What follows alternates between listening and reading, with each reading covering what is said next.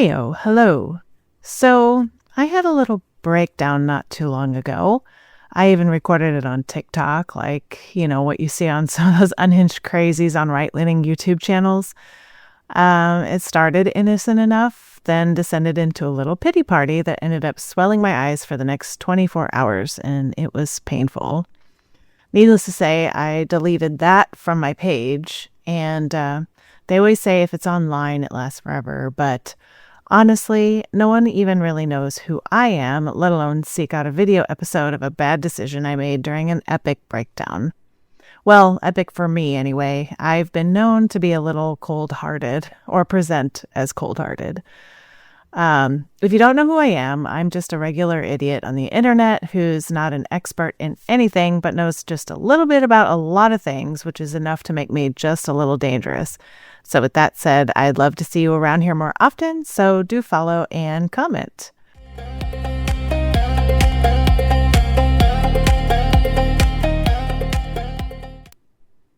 With that, if you do know me, you know I've been a part of the indie publishing scene since 2023.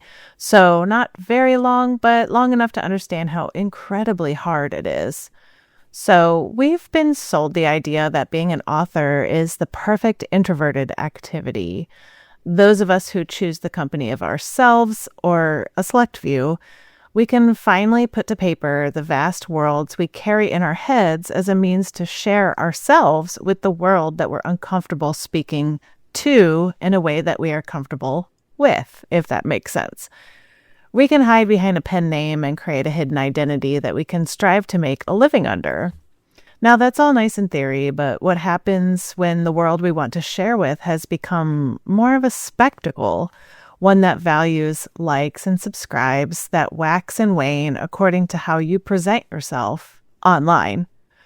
I just sat in on a little seminar recently with an agent who began her presentation with the introvert's worst fear. If you don't have a solid social media presence, most likely an agent won't want to sponsor you. That really sucks. I have a social media and I honestly don't mind it as long as I can post what I want to post and when I want to post. However, none of my accounts have garnered much attention because of several reasons. Those being, 1, I'm not conventionally attractive. 2, I'm childless and in my 40s. 3, I don't grovel at the altar of the algorithm. My posts are random, listed when I have something to say, and much of the time I really have little to say. But that doesn't negate the fact that I still want to share my creations with the world. So over the almost past 2 years now, my enthusiasm has gone on one heck of a roller coaster ride. From the poor ARC reviews to the great ARC reviews to the please just read my book. I find myself in periods of wanting to just give it away for free in the hopes that I can talk to somebody about it. One-on-one, of course, because we can't be draining that social battery too fast. I've tried to get a BookBub submission and have been denied so many times I stopped counting. I've paid editors thousands to polish my books and they still sit in a void unread and unloved. I've wanted to quit several times amid the hordes of spam emails promising me to put my books in the spotlight for the low, low fee of scam.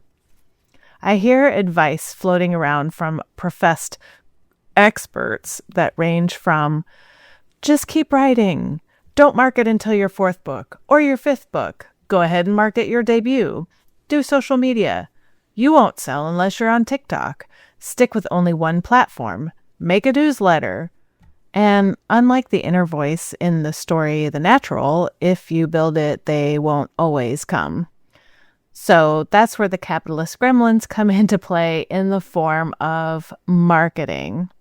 So word has it, a person needs to see an advertisement 7 times before they take action on that ad. That number is only increasing as we're constantly bombarded with more and more ads. Don't get me started on the AI epidemic. Once I spend hundreds on ads to make the whole $1 in sales, I'm turning to Facebook, Instagram, Substack, and TikTok only to see other authors post things like, look at all my sales for this debut novel, complete with graph and image of smutty romance novel cover. Woe is me, I only sold 300 copies on the first day. I'm sorry. I'm afraid this narrative is getting a little convoluted, but let me attempt to pare it down to a more concise reason as to why I had this breakdown. It's because, by and large, I'm just not successful right now. As it stands, I shouted and plugged, all for it to just dissipate into the void. Sound familiar? I had a soap-making YouTube channel for 8 years that I poured so much of my time into, with hardly anything to show for it. I have a Facebook I had ads on for a while that went nowhere.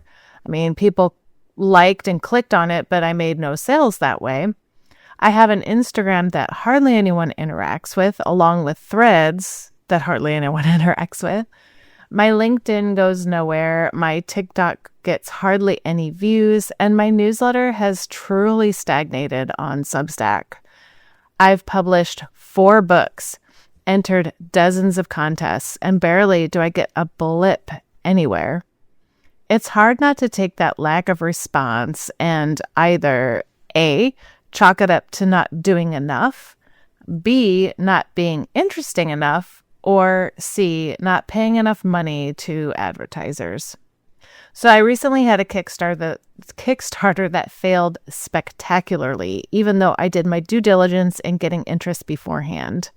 The Kickstarter Facebook group was incredibly unhelpful, seeking to blame me for my topic, which was soap making, or a lack of drumming up interest, which is not true. I drummed up interest, trust me.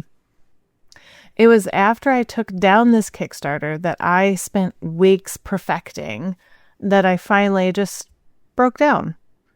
After I had my pity party and reassessed, I had to look at myself and ask the question, what am I doing this for? What is my goal?